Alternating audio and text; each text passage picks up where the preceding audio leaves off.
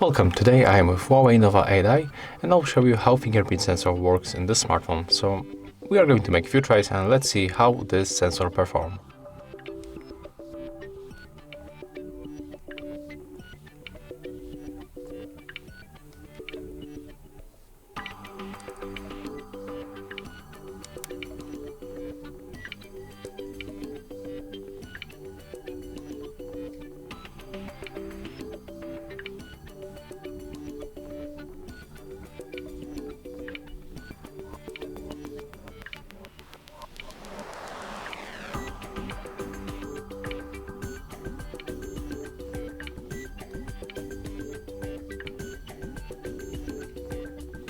Jestem Silvia.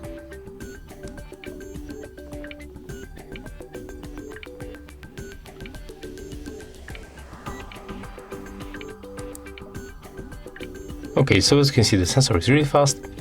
It also recognizes my fingerprint every time, so we can say that it works really good. If you find this video helpful, remember to leave a like, comment and subscribe.